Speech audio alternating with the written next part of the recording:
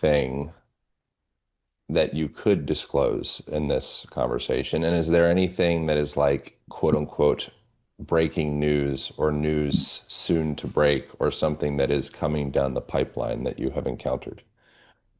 Yeah, I think the biggest shock that most people uh, don't realize is, let me just tell you, it's apocryphal, but it's an important story.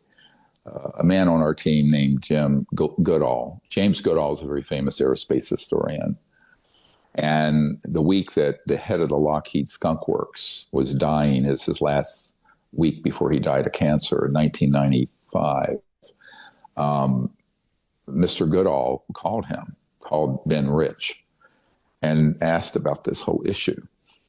And I have a letter from Ben Rich to a friend of his saying that there were both man-made and extraterrestrial UFOs in his handwriting on the stationery for the president of the Lockheed Skunk Works. That is in our archive.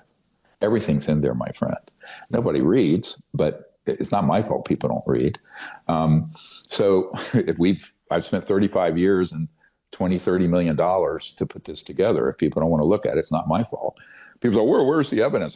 They're right there. Can you read English or whatever? So anyway, I get very frustrated with that. But, after putting this much effort and had 4 people on my team assassinated, and I've had 3 assassination attempts, and people don't even want to read. It's like, well, if you're so lazy and stupid, you don't want to read, it's not my fault.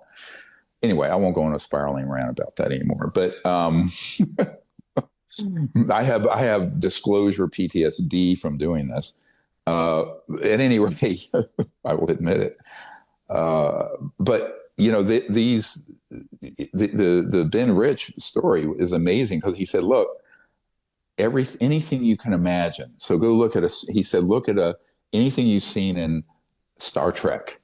We've already done at the Lockheed Skunk Works, and it's not at Area 51. It's out in the desert, and we know where those sites are. So, and this was 30 years ago, almost exactly 30 years ago. So the technologies are way beyond what most people can imagine that humans have. Unfortunately, some of the worst psychopathic and sociopathic criminals to ever walk the earth are in possession of them, which is very dangerous. It's dangerous to us. It's dangerous to the ETs. Who are these criminals specifically? Well, I don't want to name. I can name some names. There are people who historically have been involved with this, such as Admiral Bobby Ray Inman and Dick Cheney and others. We know we know some that are living, some that are dead, and we know who are currently operatives. So most of the people you see in the UFO subculture, or a certain number of them, are also operatives for this organization that spread disinformation and false information. And that's their job. They appear to be UFO researchers, and they're actually counterintelligence people. And we know who they are, and people have been duly notified. There are a couple of them who are very prominent that are on the list of folks to be interrogated and quite possibly arrested for treason. But that's another discussion. But I think the other thing that's really astonishing, in 1992, I first started this project to do CE5 contact. I wasn't involved in any of this disclosure stuff. I founded the whole modern disclosure movement in the mid and late 90s after I found out this cabal had submarined the president and all this. But my real passion is making contact and developing higher states of consciousness for people and starting a civilization that goes into that beautiful future instead of this dystopian situation we're in now. And so, but in 1992, I had a group of people, sort of like what we're doing in Arizona in September, but it was a smaller group. It was maybe 50 or 60 people on a beach near Pensacola. And we were doing CE5 contact, and 4 ET craft appear. Well, one of them gets photographed and is on the front page of the Pensacola paper the next day. And shortly thereafter, the head of Army intelligence contacts me and asked for a meeting the following month, April of '92. And it was very threatening. And he said, "What the hell do you think you're doing?" I said, "Well," and he said, "You've discovered the Rosetta Stone of ET contact, because all ET communication systems interface with consciousness and directed thought, like a laser, right? That's what I discovered when I was a kid, when I was 18.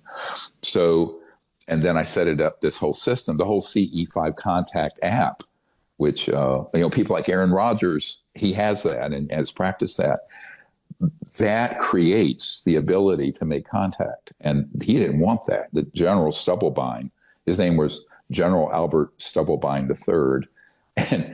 And then the following month, after he expressed his displeasure, he had a CIA and a National Security Agency guy there with him when he met with me.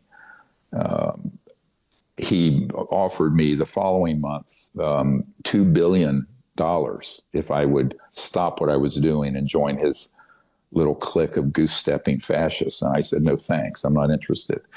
But it was a serious offer of $2 billion. And that was in $1992. He had access to that. That's a rounding error for that organization. They deal with trillions of dollars in clandestine money, way more than the federal defense budget. So I said, "Look, I am not going to get off the path I'm on for no amount of threat and no amount of money."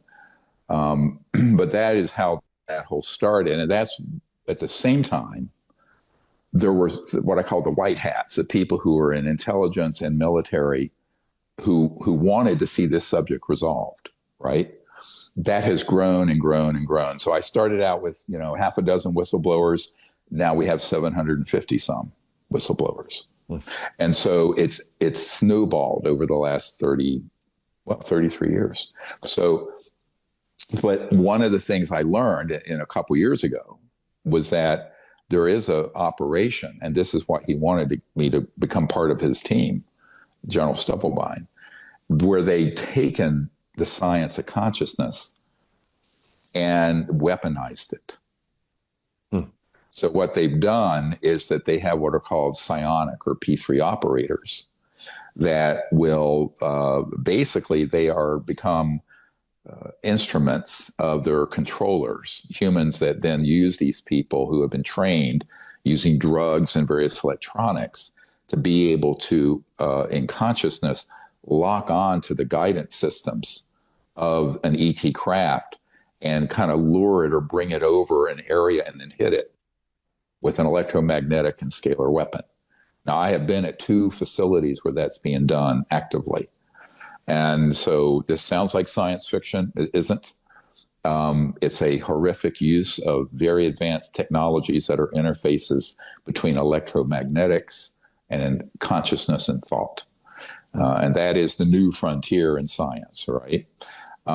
Is the science of consciousness. And but I think that General Stubblebine knew that I had mastered that because of my meditation and near-death experience. But I also understand the physics of it because I'm a medical doctor. And so he was offering me all this money to be part of this nasty little bit of business. I didn't know until a couple of years ago the extent to which that had been developed as a technology for killing ET craft and killing their occupants. So it's a monstrous program. And most of the people who are in training to become P3 operators end up in permanent comas or die. But the ones that survive, quite a few of them are quite adept at doing this. I call it cosmic hijacking. Thank you guys so much for watching. If you enjoyed that episode, you might also enjoy this episode over here, as well as this one over here. Thank you for subscribing. Appreciate you. I'll see you in the next video.